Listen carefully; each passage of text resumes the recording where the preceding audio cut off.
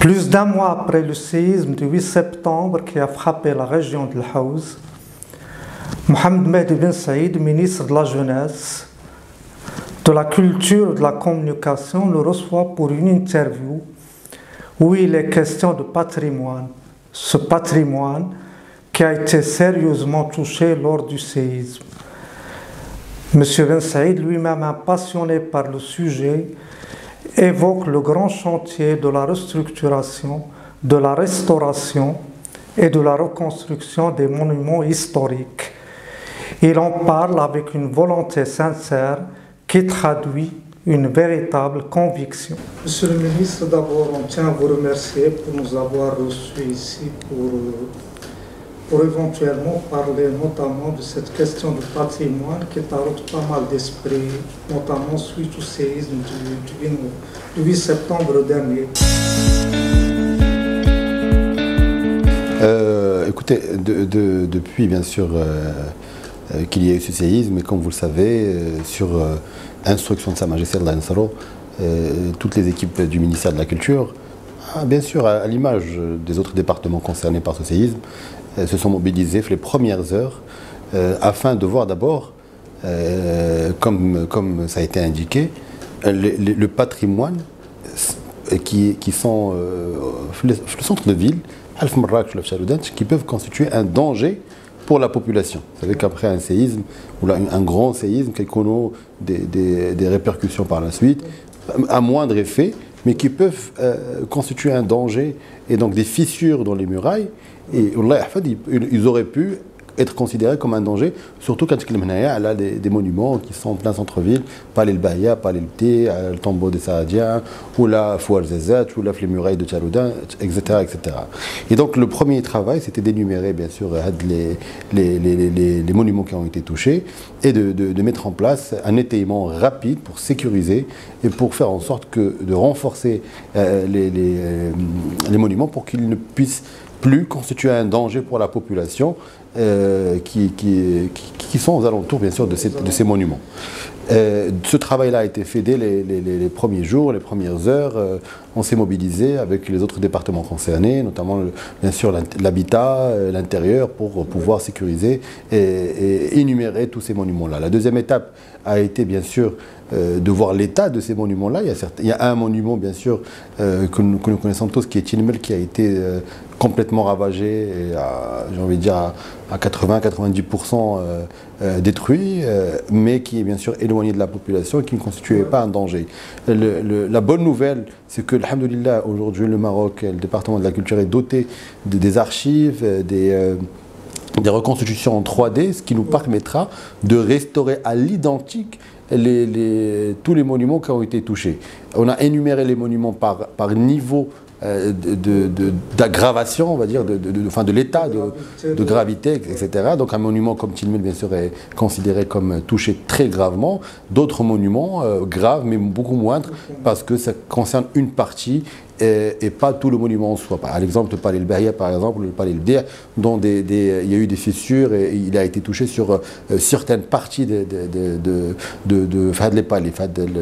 certains côtés du palais. Et donc, la bonne nouvelle, encore une fois, parce qu'il faut aussi donner les bonnes nouvelles, c'est que le travail qui a été fait aujourd'hui nous permettra, dès ce week-end, Inch'Allah, de réouvrir le palais El Bahia, le palais El Dir, le tombeau des Saadiens.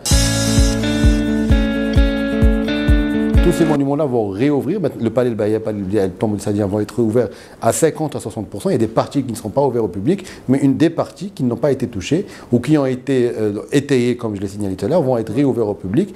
Et bien sûr, il y aura une restauration au fur et à mesure. Alhamdoulilah, aujourd'hui, ne constitue plus un danger pour la population, que ce soit à Marrakech, à Tchaloudan ou là où Zazat. Donc par rapport aux monuments qui étaient concernés. À quel niveau? Koutoubia, elle a été aussi étayée. Koutoubia, étant donné que c'est une mosquée, c'est plus le ministère des Affaires islamiques qui s'en occupe, parce que c'est une mosquée qui fonctionne, qui accueille encore des gens aujourd'hui, les prières, etc. Donc c'est un monument, bien sûr, ça a une histoire, mais ça relève directement des Affaires islamiques, où il y a une commission conjointe, même le ministère de la Culture et des Affaires islamiques, pour la restauration par la suite et pour la sauvegarder telle qu'elle a été. Et généralement, c'est ainsi qu'on fonctionne pour les mosquées. Même Tilmel, c'est une commission mission conjointe entre la culture et les affaires islamiques. Donc, alhamdoulilah, aujourd'hui, grâce aux nouvelles technologies, au savoir-faire et l'expérience de nos experts marocains, nous avons gardé la mémoire de ces monuments qui ont été touchés. Et nous pourrons, grâce aux instructions de Sidna Allah Insro et les moyens qui ont été mis en place, restaurer dans les plus brefs délais tous les monuments qui ont été touchés. D'ailleurs, comme je vous l'ai dit, on a énuméré tous ces monuments-là, les 5 provinces touchées par le séisme, à savoir El Houz, bien sûr, Tcharoudin, Ouarzazate, Chichawa et Amzmiz, etc. Enfin, toute la région. Donc il y avait des greniers, des greniers collectifs qui ont été touchés, certains Qsora, etc. Je vous ai parlé des monuments les plus connus, hein, comme ceux de Marrakech, Tinmel, etc. Mais il y a d'autres monuments moins connus par les citoyens, mais qui ont une importance et une richesse historique importante, qui bien sûr aussi feront partie du programme de restauration et de sauvegarde, voire même d'amélioration par rapport à ce qu'il y avait auparavant.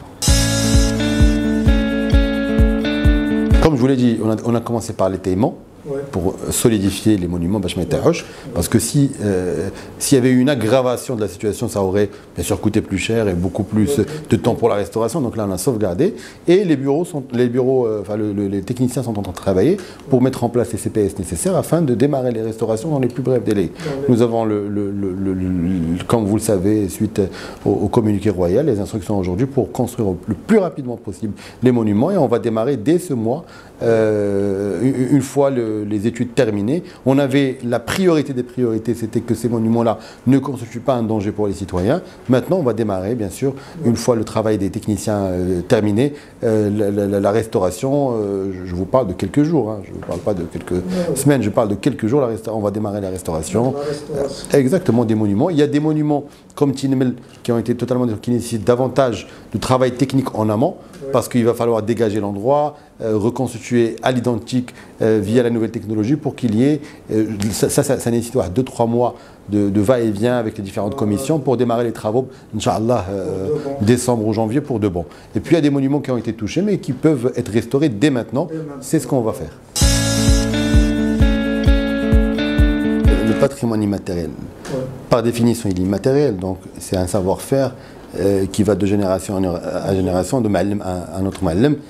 Donc c'est quelque chose qui est gardé dans la mémoire collective des concernés, premièrement. Et deuxièmement, on a mis en place un travail depuis quelques années maintenant pour relever, pour reconnaître ce patrimoine immatériel, pour même parfois noter les spécificités de ce savoir-faire. Comme vous le savez, nous avions annoncé depuis quelques mois déjà la mise en place d'un site internet qui s'appelle culture.ma, dont l'objectif c'est de faire connaître et de faire savoir justement ce patrimoine immatériel. Donc on a une mémoire aujourd'hui collective d'abord, mais une mémoire aussi digitale, une mémoire écrite qui nous permettra de davantage sauvegarder ce patrimoine qui est tout aussi important bien sûr que le patrimoine matériel. Les instructions sont très claires par rapport à ce qui a été dit par Sidna Allah Insro. Il faut garder, bien sûr, l'authenticité des villages qui ont été détruits, etc. Bien sûr, en prenant en considération les risques sismiques qu'il peut y avoir dans cette région et tout le volet sécuritaire. Mais la beauté des villages, il faut la garder. Sur le volet du patrimoine qui nous concerne davantage au sein du ministère de la Culture, c'est des questions qui sont tranchées parce que la restauration doit se faire à l'identique. Elle peut être améliorée. C'est-à-dire, si je prends l'exemple du Palais Eldia, on peut améliorer, mais à l'identique de ce qu'était le Palais Eldia à l'époque. Et pour ça, aujourd'hui, nous avons des nouvelles technologies, nous avons des archives qui nous permettront d'améliorer, peut-être, et de mettre en valeur davantage ces infrastructures patrimoniales qui ont une importance culturelle, historique, mais rappelez-le, aussi économique. Parce que c'est des monuments qui ramènent du monde, qui font vivre des familles, qui font vivre le tourisme, et donc qui font vivre aussi le Marrakech à travers donc leur existence et leur histoire. Son patrimoine. Absolument. Écoutez, sincèrement, je pense que la meilleure réponse, c'est le développement que connaît notre pays. Aujourd'hui, il y a aussi d'autres témoignages qui démontrent justement que la vision royale aujourd'hui est plus que sur le bon chemin parce que les résultats sont là. Hier encore, la nouvelle que nous a donnée Sa Majesté Lansro avec l'organisation de la Coupe du Monde. Donc tout ça, c'est des témoignages. L'organisation même de cette semaine du FMI, de la Banque mondiale, garder l'organisation du FMI, de la Banque mondiale, alors que nous venions de subir un séisme, est en soi un témoignage de l'évolution que connaît ce pays. Ça veut dire qu'on a pu dépasser cette crise-là avec l'organisation qui a été mise en place, avec les instructions qui ont été données par Sidna Lansro. Donc, alhamdoulilah, aujourd'hui, les meilleures réponses, c'est ce témoignage international. On ne peut pas donner à n'importe qui l'organisation des FMI, des assemblées des FMI. On ne peut pas donner à n'importe quel pays l'organisation de la Coupe du Monde. On ne peut pas en enchaîner. Comment le décrit. Voilà, exactement. Donc il y a aujourd'hui le Maroc, comme d'autres pays, a ses adversaires, ce qui est normal parce qu'on évolue, parce qu'on est sur le bon chemin.